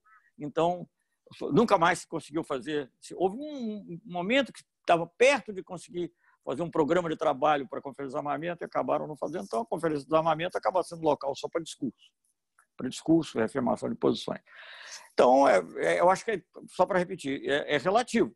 Os Estados Unidos e a Índia, que são dois países democráticos, né? Cada um lá com suas características, são países dificílimos, até porque o poder, de uma forma ou de outra, não sei, hoje com o Trump também acho até que é um pouco diferente nesse aspecto, mas ele não, e aí o problema dele é outro, não está interessado em negociar, é unilateralista, etc. Mas, digamos, numa negociação, são muitos poderes, o poder é muito fragmentado, a influência de muitos grupos. Nos Estados Unidos, certamente, no caso comercial, o executivo não tem autonomia, ele vai ter que convencer os congressistas. É muito complicado, eles recebem, às vezes, uma autorização que eles chamam de fast track para poder negociar, mas depois tem que passar pelo Congresso de qualquer maneira. Então, é muito difícil. E a Índia também, um país em que os governos estaduais têm muito peso, certas regiões são muito agrárias, muito peso da questão agrária, né? Então, eu diria que na rodada, aí não tem Coreia do Norte, eu acho, mas nem Irã, da Organização Mundial do Comércio, os dois países que no final foram o maior problema foram os Estados Unidos e a Índia. Isso é unânime, não sou só eu que estou dizendo. Eu até acho que os Estados Unidos foram mais, porque se os Estados Unidos, como sendo o maior país, tem mais liderança, se ele tivesse empurrado, eu acho que a Índia não ia bloquear sozinha, essa é a minha impressão, mas quando ela viu que ela tinha as dificuldades dela, eram diferentes, bem diferentes. Mas quando ela viu que os Estados Unidos não iam em frente, eles aproveitaram também para se fechar e não foram em frente. Até aconteceu uma coisa curiosa, eu ia falar disso se eu descrevesse a negociação da OMC com mais calma, mas eu acho que é interessante saber isso, que o Brasil, no finalzinho, digamos, na última reta, assim, nos últimos 15 dias, mas já vinha adiante, mas nos últimos 15 dias, nos últimos 6 meses, mas também nos últimos 15 dias da negociação, os maiores embates eram entre o Brasil e a União Europeia, porque envolvia, digamos, as ambições da União Europeia em manufaturas, principalmente isso, mais do que até o problema dos subsídios, que eles até estavam mais flexíveis que os Estados Unidos. Mas os principais embates eram o Brasil e a União Europeia. No final, quando estava tudo já prestes a fracassar, a sala pequena, só tinha 6 países negociando, que era Brasil, União Europeia não é um país, mas enfim, Brasil, União Europeia, Estados Unidos, Índia, Japão, 7. Japão, Canadá e China, só tinha esses países, né? Quando nós estávamos nessa negociação, tudo ia embora, quem se uniu para ver se salvava a rodada foi a União Europeia e o Brasil. E aí ilustra aqui o ponto que eu disse inicialmente, quando estava comentando, porque o Brasil e a União Europeia, por razões sistêmicas, e aí eu passo já para outra pergunta, de certa maneira, o interesse deles na manutenção do sistema multilateral é muito forte. Muito forte. Por que é muito forte? Aí tem várias razões. No caso do Brasil, primeiro porque o nosso comércio hoje em dia é mais concentrado, até porque tem a China muito, mas historicamente o Brasil nunca teve digamos assim, o México, né? O México, o comércio dele com os Estados Unidos é totalmente dominante, né? Eu posso imaginar algum país asiático, que agora não me ocorre qual, que o comércio com a China seja totalmente dominante. No Brasil não é assim. Hoje em dia a China tem um peso muito grande, até mais isso mudou um pouquinho. Mas naquela época não, o Brasil, a União Europeia, o Brasil tinha um comércio, assim, era mais ou menos um terço com a União Europeia, um pouco menos de um terço com a União Europeia, um pouco terço com os Estados Unidos, um pouco terço com outros países, assim, tipo China, etc., uns 10% lá com o Japão, bom, tinha a própria América Latina. Então, o comércio era bem distribuído. Então, no âmbito multilateral, você tem mais possibilidades. Segundo, no âmbito multilateral, você pode fazer alianças que no plano bilateral você não pode. Se você negociar Brasil e Estados Unidos, gente, é como você entrar num ringue, um peso pesado, e você peso pluma. Aí vão se bater. Você está certo que você vai sair massacrado, não tem a menor dúvida. Já no plano multilateral, você tem vários pesos pluma, ou peso pena, o outro é peso médio, né? Tem Índia, tem Brasil, tem China, tem a União Europeia, cujos interesses não são iguais aos dos Estados Unidos. Então, isso também permite você, em certas horas, estar mais com a União Europeia com os Estados Unidos, e outras horas estar mais com os Estados Unidos em relação à União Europeia, e outras horas estar mais com a Índia em relação aos outros dois, né? Então, é óbvio que no plano multilateral... Eu ilustro até voltando a uma questão que eu comentei, que é a questão das patentes. Todos os países que fizeram acordos bilaterais com os Estados Unidos, principalmente, que eu conheço mais, não sei direito com a União Europeia, todos os países, tipo Colômbia, Chile, aceitaram disciplinas em propriedade intelectual que não os permite fazer o que o Brasil faz e fez em matéria de licença compulsória. Porque eles não podem... Quer dizer, eu acho que a rigor até pode, mas eles sofrem muita pressão porque eles vão dizer, não, mas você já aceitou aqui comigo no acordo bilateral. Aliás, uma das razões pelas quais a ALCA não foi para frente eram as pressões norte-americanas na área de propriedade intelectual. Eu diria que foi talvez a principal razão do nosso lado. Então, Então, eu não tenho a menor dúvida. É claro que é coisa específica. Você está negociando com um país de porte semelhante ao seu, o bilateral, o regional, tudo bem, né? Se você está mesmo, quando pode haver um certo desequilíbrio, né? Mas você sozinho, eu acho que é muito ruim. E eu acho que é uma grande ilusão achar que o Brasil sozinho vai negociar melhor do que com o Mercosul. Uma grande ilusão.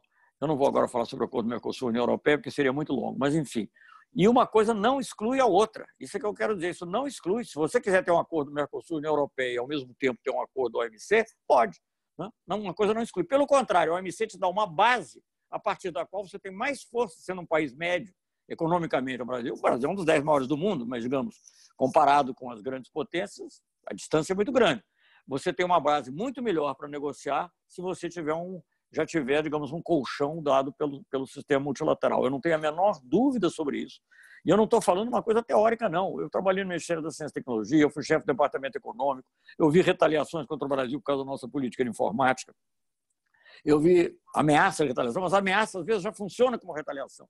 Ameaças de retaliação por causa da política de patentes, ameaças inúmeras vezes. Na OMC é mais complicado. Você tem que levar lá, vai para um tribunal, vai para o tribunal de apelação, eles vão levar em conta uma porção de outros fatores que na bilateralidade não existe. Olha, parece até que o senhor estava lendo a mente aqui do Lucas. O senhor respondeu antes de eu fazer a pergunta sobre essa questão da atuação do Brasil no contexto da diplomacia da época, né, dos áureos tempos de diplomacia ativa e altiva. Então, o senhor já respondeu, Lucas, sobre essa questão de negociar em grupo, em bloco. Também já leu o pensamento da Mariana, que perguntava aqui uma coisa exatamente ligada à rodada Doha, que o senhor acabou de responder um pouquinho antes. E aí, com isso, eu vou agora, então, para um próximo bloco. São 3 questões que foram relacionadas a experiências pontuais de negociação que o senhor teve envolvimento. Então, a primeira delas é a pergunta da Isabela.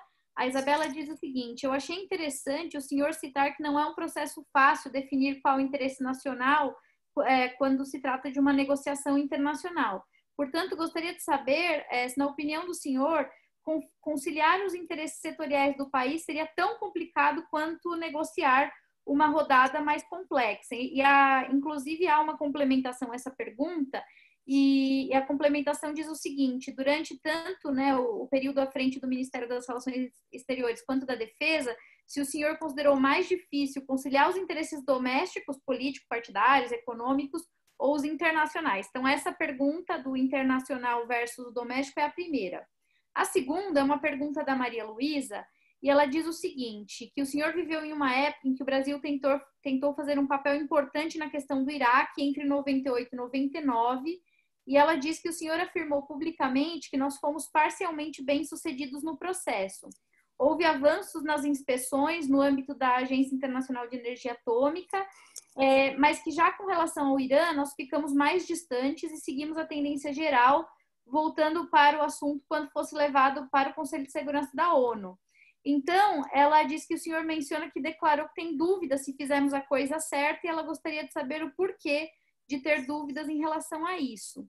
E, por fim, a pergunta da Thaís, que diz o seguinte: ela relata que ela teve uma experiência, né, de trabalho na Brave, Associação Brasileira de Produtores Independentes, e ela diz que a pergunta dela é mais voltada ao setor do entretenimento, né? Ela falou que quer saber a experiência do senhor como cineasta e na direção da Embrafilme, e ela pergunta o seguinte: quais algumas dicas de melhores práticas para manter o relacionamento de longo prazo com instituições que estão em constante mudança, em especial quando os contatos com os quais se mantém relações não permanecem por muito tempo nessas organizações. E aí ela faz referência às mudanças que ocorreram no Ministério da Cultura, na transformação em uma secretaria especial a partir de janeiro, as dificuldades que ela tem enfrentado no trato com o Ministério da Cidadania e da transição para o Ministério do Turismo. Então, como lidar com essas incertezas de relacionamento no campo da negociação? Essas são as 3 perguntas antes da gente ir para o nosso último bloco. Vamos ver, eu não sei se vai dar tempo. Deixa eu ver aqui. A negociação interna e externa é muito difícil dizer em abstrato qual é a mais difícil.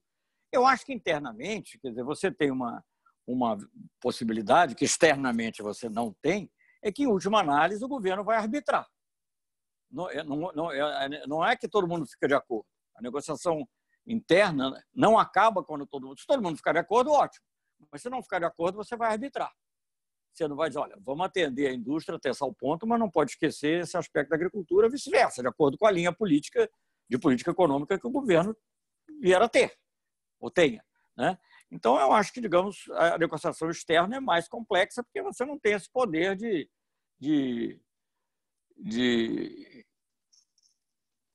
você não tem esse poder de arbítrio, né? Então, eu acho que sobre esse aspecto ela é mais difícil. Agora, isso não quer dizer que, às vezes, internamente é muito difícil também. Você pega uma negociação de meio ambiente, precisa dizer, é o óbvio, né? Você tem lá gente querendo queimar a floresta disfarçadamente ou não disfarçadamente e gente dizendo que tem que proteger a floresta. Enfim, eu poderia citar inúmeros casos que eu não vou me estender. Agora, mas, em última análise, o governo arbitra. Arbitra levando em conta uma série de fatores e ele arbitra. Então, eu acho que, de qualquer maneira, a negociação externa você não tem esse poder. A não ser que, por um acaso qualquer, você esteja presidindo, mas mesmo assim não pode, não tem condição de arbitrar. Olha, porque Iraque, Irã, porque eu fiz a coisa certa não quer dizer que seja bem-sucedida sempre. Tem uma frase do Hegel que é muito boa, que diz que o erro é o momento da verdade. Então, na história é assim. Você, às vezes, uma coisa que você não consegue fazer agora, lança sementes mais tarde. Quer dizer, digamos, eu não quero comparar, não estou comparando o que eu fiz, obviamente, com isso. Mas quando se lançou a Liga das Nações, ela fracassou. Então, estava errado? Não estava errado. Ela não... digamos, ela era uma ideia talvez adiante do tempo dela, não levou em conta tudo, nem poderia talvez, mas serviu de semente depois para as Nações Unidas, né? Então, eu acho que, digamos, sobretudo, você não pode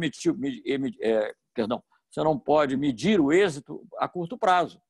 No caso do Irã, por exemplo, nós fizemos um acordo, como já não vou entrar em detalhes também, mas basicamente não, eram os pontos que os Estados Unidos pediu.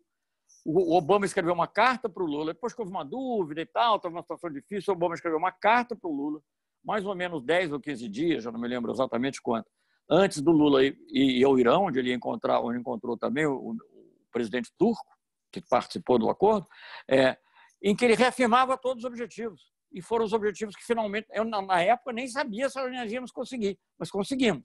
Então, então eu quero dizer que não se pode dizer que não deu certo naquela hora, mas serviu de semente. Esse acordo, a declaração de Teherã foi em 2010. Em final de 2011 ou início de 2012, eu tenho isso anotado, mas agora eu não tenho aqui comigo os dados, a mulher que tinha sido a secretária de planejamento do tempo da Hillary Clinton, Anne-Marie Slaughter, ela escreveu um artigo no Financial Times, quando parecia iminente a pressão para que os Estados Unidos bombardeassem o Irã, que era uma coisa muito forte, a partir de Israel, principalmente, e ela disse assim, quem sabe está na hora de nós revisitarmos aquele acordo que a Turquia e o Brasil propuseram. Bom, isso não ocorreu exatamente dessa forma, mas o espírito do acordo foi retomado e finalmente, em 2015, fez o acordo que agora o Trump saiu há pouco tempo, mas, de qualquer maneira, isso é um outro problema já, mas fez o acordo que chama, pela sigla em inglês, JCPOA, o Joint Comprehensive Plan of Action, que era o acordo. Não é igual ao nosso, porque a realidade muda, mas o Clovis Rossi, que era uma pessoa insuspeita, porque ele foi crítico da nossa política em muitos momentos, em outros momentos não. Clovis Rossi fez uma coluna dizendo que o acordo do Lula era melhor, né? Então, como é que se pode dizer que foi um fracasso? Não foi. Uma coisa abre caminho para outra. Então, não há. Então, acho que a explicação é essa. Com relação ao Iraque, e veja bem, até hoje não houve um conflito. Continua havendo escaramuças, houve esse assassinato do general iraniano, enfim, muitas outras coisas. Mas não houve uma guerra total. Gente, na política como na vida, ganhar tempo você está ganhando vida. Você está ganhando, vai pensando, vai encontrando outras coisas, vão surgindo outros fatores. Os países europeus que inicialmente estavam muito querendo ter sanções contra o Irã, passaram a ter uma posição um pouco diferente, mais flexível, mais negociadora. Então, eu não vejo que tenha sido fracasso, não. Eles não conseguiram naquele momento, mas isso acontece. Você tem que estar consciente disso. A rodada de Doha, nós não ficamos. Mas se tivesse sido aprovada a proposta que estava sobre a mesa em Cancún, né, que teve quase muita pressão dos Estados Unidos e da União Europeia para que os outros aceitaram, teria sido muito pior. O Brasil teria aceito um acordo totalmente contrário aos seus interesses, com enormes concessões na área industrial, com muito pouco ganho na área agrícola. Então, é melhor você continuar lutando. Nós conseguimos depois a eliminação, pelo menos, dos subsídios à exportação, se não dos subsídios internos, à agricultura. Então, as coisas são assim, as coisas não são tão simples. Não é como um jogo de futebol que terminou, ganhou, perdeu. Não é assim, aquilo vai continuar. Né? Vai continuar.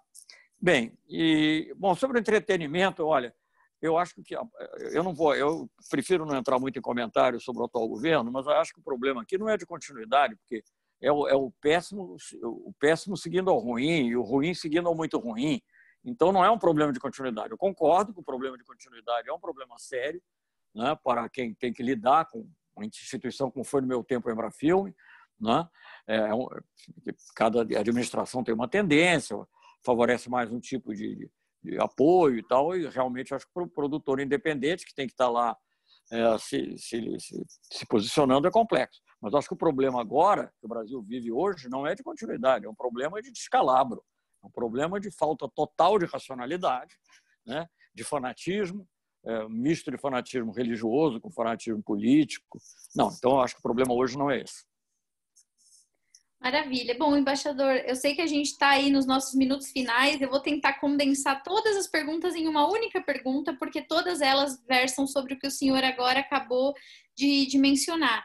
A Francine, o Alfredo, a Clara, o Rodolfo, o Fernando, a Mariana e a Cleide, além da Maria Luísa, todos eles perguntam perspectivas que o senhor vê para o Brasil, né, em relação ao momento atual e, claro, ao futuro. Então, como o senhor avalia a imagem do Brasil internacionalmente nesse contexto atual, né, da pandemia, das crises sucessivas que nós estamos enfrentando? Como o senhor acha que isso vai afetar o diálogo e as negociações do governo brasileiro para o futuro? E também o pessoal aqui, né, pede para que o senhor pudesse comentar, se estivesse de acordo, justamente esse cenário. Então, a ideia é refletir sobre essa interlocução entre o momento atual, a política externa e a nossa capacidade de negociação. Como é que fica isso para o futuro? Fernanda, eu não preciso dizer novidade, porque eu assinei um documento junto com todos os demais chanceleres vivos, exceção dos diplomatas de carreira que ainda estão em serviço ativo, e mais duas personalidades, uma o embaixador Recupero, que não foi ministro, mas foi ministro de outras pastas, e tem uma atuação de altíssima distinção na diplomacia brasileira, e um secretário de Assuntos Estratégicos do governo Temer, de modo que todos os governos estavam representados, porque o Recupero também foi o assessor internacional do governo Sarney.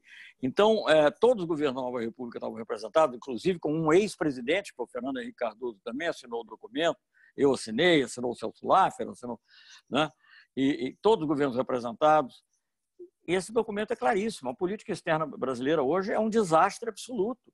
É uma coisa que não houve, nem no pior momento da ditadura brasileira, em que você poderia ficar envergonhado do que estava se passando internamente, mas a política externa não era, você podia concordar com uma coisa, com outra, mas não era essa falta absoluta de orientação, ou melhor, essa orientação negativa, em que aparentemente o único preceito que segue na política externa é a submissão absoluta, não é nem aos Estados Unidos, a submissão absoluta ao governo Trump e à extrema-direita norte-americana.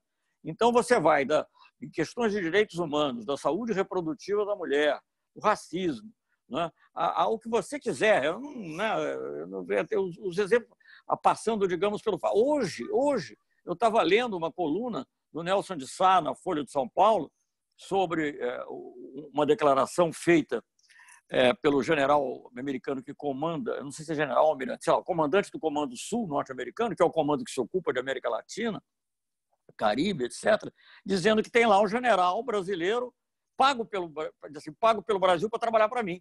Gente, isso é o escândalo dos escândalos. É claro que a forma dele falar é caricatural, Mas por que a gente tem que ter um general no Comando Sul, se é o comando que vai eventualmente estar responsável por uma invasão, por uma ação militar que nós nunca aceitamos? Uma coisa é você gostar ou não gostar do governo da Venezuela, você criticar ou não criticar, tudo bem, cada um tem a sua visão sobre isso. Eu também tenho críticas.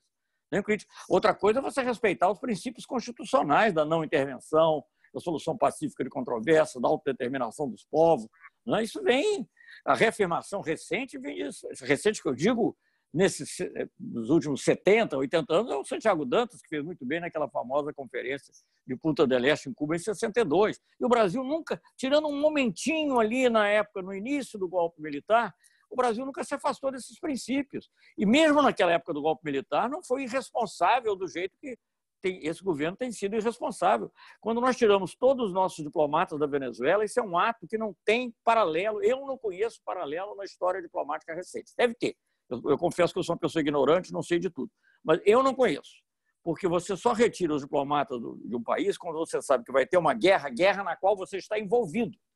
Porque mesmo quando é uma guerra entre terceiros, às vezes o embaixador é internado, fica lá num cantinho para ficar, digamos, poupado dos eventuais bombardeios, mas não sai, em geral. Você só faz isso. Então, o Brasil hoje, veja bem, inclusive usando até o raciocínio que o governo faz, o governo da Venezuela é tão ruim, mais uma razão para você ter o seu pessoal diplomático lá para cuidar dos brasileiros, se for o caso. Se quiser tirar o embaixador, tira o embaixador. Você quer fazer um gesto? Eu sou contra, obviamente, não estou dizendo que deve ocorrer. Mas eu posso até admitir, dentro de uma visão mais conservadora. Agora, você retirar todo, isso não existe. Isso só é feito para agradar os Estados Unidos e agradar a visão do Trump e do Steve Bannon, que estão querendo permanentemente ameaçar a Venezuela. Não sei se eles vão praticar ou não, mas eles ficam ameaçando, porque é uma maneira, a ameaça em si já enfraquece o país, quer dizer, o dinheiro que ele está gastando em uma coisa tem que gastar em outra, além das sanções que existem contra a Venezuela. Estou falando da Venezuela, por isso qualquer. Não quer dizer, o Fernando Henrique Cardoso não concordava com Chávez, e ele foi contra o golpe de Estado contra o Chávez. Nós fizemos lá, no início do governo Lula, aquele grupo de amigos da Venezuela, com a presença dos Estados Unidos, e o Brasil coordenou, sabe? Então, o que eu vejo hoje é um descaminho absoluto. As agressões à China, nosso principal parceiro comercial, o país que mais poderia ter nos ajudado até no combate ao coronavírus, porque teve experiência, agressões gratuitas por ministros de Estado. Então, gente, não tem. O que você quer que eu diga? Eu não tenho nada a dizer. Eu só posso dizer o seguinte: é um dano profundo, é uma marca que vai ficar, porque quando o nosso embaixador ou nossa embaixadora, num desses foros, levanta a plaquinha, num foro multilateral, não é a plaquinha não diz governo Bolsonaro, a plaquinha diz Brasil. Brasil. Então, vai ser um dano. Eu não quero ser desencorajador, eu acho que isso tudo passa. Isso tudo passa. Agora, vai dar muito trabalho. Vai dar muito trabalho para recuperar a confiança. Não vai ser de uma hora para outra. As coisas que eu ouvia, por exemplo, isso que eu ouvia, estou falando, era o governo Fernando Henrique. Se o Brasil entrar, nós estamos representados, o africano dizer. Anos depois, um outro professor africano me dizer que para cada problema africano existe uma solução brasileira. Coisas desse tipo. Estou falando da África, mas podia falar de outros. Estados Unidos, Colin Powell submeteu ao governo brasileiro um discurso que um funcionário dele ia fazer no Congresso, no Senado americano. É uma confiança que poucas vezes que eu saiba, a gente gozou. Então, isso não virá. Não vem tão cedo. Nos BRICS, por exemplo, você está lá, não vão expulsar o Brasil dos BRICS, a não ser que a gente faça uma barbaridade maior ainda. Não vão expulsar porque isso tem interesse no mercado. Também ninguém vai dispensar o mercado como o Brasil. É bem ou mal, mesmo nessa recessão, nessa crise toda, é uma das 10 maiores economias do mundo. Chegou a ser quase a sexta, né? Mas, enfim, chegou ali a bater com a Inglaterra como a sexta economia. Mas, digamos, está entre as 10 maiores, não vai jogar fora. Ninguém vai querer jogar fora. Mas o que depender de confiança, não tem confiança. Então, os BRICS vai ser muito mais limitado do que era. Aqui na região é um desastre. Toda a política externa brasileira, da democracia, ela tem como raiz principal a relação estratégica com a Argentina. Não é só pelo benefício imediato que a gente recolhe, não, é pela paz. Porque se você não tiver paz na região, você não pode fazer nada no mundo. Você fica preso ali naquele problema. Então, eu acho que é muito, muito, muito duro e vai durar muito tempo, porque as pessoas vão ficar dizendo, olha, o Brasil você não sabe, de repente vem um governo igual aquele, sabe? E a verdade é essa. Gente, se o presidente tem 30% de apoio ainda, E se ninguém fica indignado? Não, eu não estou dizendo que tem que tirar presidente, não. Eu acho que tem que mudar a política. Como é que vai ser? Eu não sei. Agora, é um desastre absoluto. É uma vergonha absoluta. O Brasil, hoje, é um pária internacional. Eu lamento dizer, diante de jovens, mas é. Vai ser assim sempre? Não. Vai mudar? Vai. O Brasil é melhor do que isso. Eu entendi. O Brasil vai, em algum momento, se tornar um país como sempre foi. Pode ser mais à esquerda, mais à direita, ou centro-direita, isso pode ser. Mas vai voltar a ser um país normal, como era. E o Brasil normal é um país que os outros admiram, como admiravam na época do Fernando Henrique, passaram a admirar mais, na minha opinião, francamente, na época do Lula, mas também gostavam na época do Fernando Henrique. O Brasil era, assim, muitas vezes o queridinho, né? O Brasil estava em todo mundo queria estar no Brasil. Com o Lula, então, era uma coisa assim, eu até dizia, olha, não pode ir a tanta reunião, porque a demanda de Lula é muito maior do que a oferta de Lula. Então, não dá para ir a todas as reuniões que eles pedem para ir, todas as visitas que eles pedem. Todo mundo queria sair na foto, o Chirac faz o programa da fome com Lula, o Sarkozy, quando quer fazer de meio ambiente, veio aqui a Manaus para conversar com Lula. Enfim, então é isso. Então, mas sim, com o Fernando Henrique, eu fui embaixador do governo Fernando Henrique, fui embaixador do Collor. Tirando aquele momento final, o Brasil se comportou decentemente. A Conferência do Rio foi um sucesso, né? Na política externa, estou falando. O Brasil assinou convenções importantes na área de direitos humanos, por exemplo, a convenção, várias na época do Collor. O ministro Rezec, aliás, que era um ministro muito ligado a essa área, também assinou, Salfular. O Brasil assinou, ou concordou, pelo menos, com a Convenção de Trabalho Indígena. Eu era embaixador em Genebra, eu testemunhei essas coisas. Então, nunca houve o que existe hoje. Nunca houve momento algum. Isso é preciso que as pessoas tenham clareza. Não é uma coisa de voltar, porque o Lula... Não. Nunca houve. Nunca houve. Em momento algum da história do Brasil, uma política externa como está sendo praticada hoje, fanática, né, dirigida por não é nenhuma uma ideologia de fanatismo, né, contra os direitos das mulheres, contra os direitos dos trabalhadores, contra os direitos, quer dizer, contra mesmo, incapaz de defender uma resolução mais firme na questão, por exemplo, dos protestos raciais que houve nos Estados Unidos. É isso assim, xingando os vizinhos, xingando a mulher do presidente de uma grande potência como é a França. Muito triste. Muito triste. Mas será superado. Será superado, mas vai dar trabalho. Vai dar trabalho. Não podemos ter ilusão que, assim no dia seguinte muda, não. Muda o país. Eu não gosto da palavra imagem, viu? Porque eu acho que isso é uma outra discussão. Mas muda. O Brasil, hoje em dia, aquilo baixa reputação.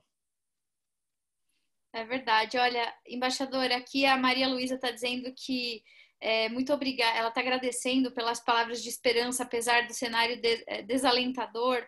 E eu queria, em nome de todos os nossos alunos, agradecer por esse tempo que o senhor dispensou. A gente sabe que o senhor tem uma série de outros compromissos e foi para nós uma honra e uma alegria poder aprender com o senhor, né? Alguém que nós admiramos e que nós sabemos que desempenhou um papel fundamental em representar o Brasil. O senhor começou essa conversa falando sobre a importância da reputação, da credibilidade. De certa forma, a gente termina falando justamente disso como os nossos desafios do futuro. E eu gostaria de, então, agradecer muito mesmo a participação do senhor, dizer que para nós foi muito, muito bom mesmo ouvir várias dessas experiências, né, que o senhor compartilhou conosco aqui.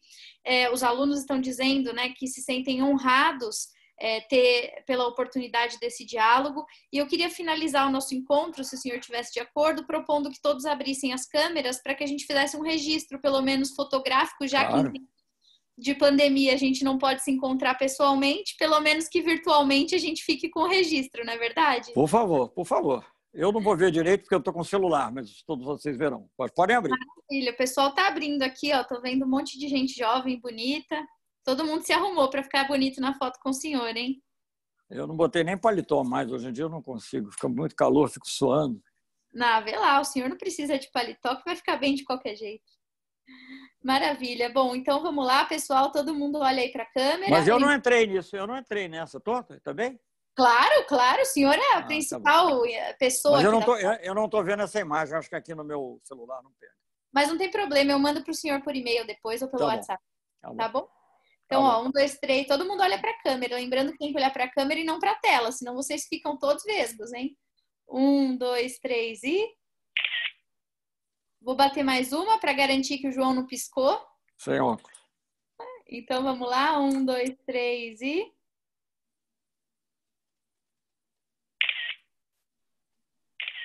Maravilha.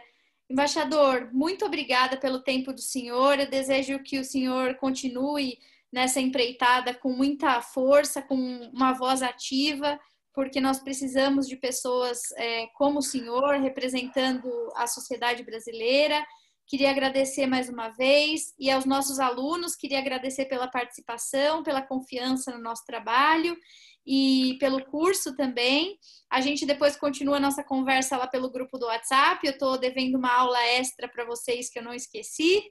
E é isso. Então, ministro, muito obrigada. Desejo uma excelente noite. E mais uma vez, não percam a esperança. Lutem, saibam que é difícil e vai ser duro. Vocês vão ter que trabalhar muito, mas trabalhem. Depois vem a recompensa lá na frente. Tá vendo? Nessa hora que a gente vai precisar de bons negociadores, não é verdade? Então, aqui já estão se preparando para dar conta desse recado. Tendo o sentido da dignidade nacional, porque se você não tiver o sentido da dignidade nacional, você pode ter todas as ferramentas que não vai adiantar. Mas a dignidade nacional, sim. Maravilha. Povo. Pessoal, obrigado. Muito obrigada, muito boa noite a todos, que vocês fiquem bem, fiquem em casa na medida do possível. Olha, o senhor tem aplausos virtuais aqui acontecendo. Obrigado. E eu queria agradecer aqui publicamente também a toda a nossa equipe técnica, a Tatiana e aqueles que viabilizaram o nosso curso ao longo de toda essa jornada, e também a Rafaela, que ajudou do lado do embaixador Amorim. Muito obrigada a todos vocês, pessoal. Até a próxima. Bom, tá. Muito bem, muito bom falar com os jovens, mesmo quando eu não os vejo, eu imagino. Eu mando a foto para o senhor vai ver que eles estavam aqui mesmo, era verdade. Tá bom, não, olha, imagino, acredito. Tchau, tchau, gente. Boa